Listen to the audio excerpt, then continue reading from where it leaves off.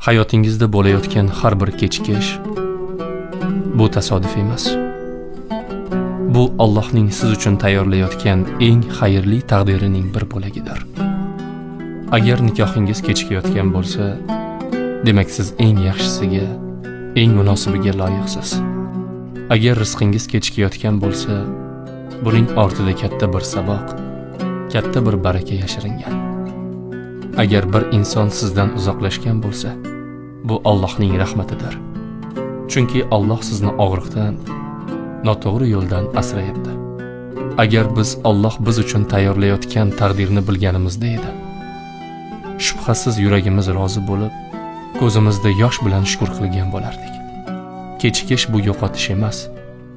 Bu Allohning hali emas, sabr qil degan mehribon ishorasidir. Va uning ishorasi hech qachon adashmaydi.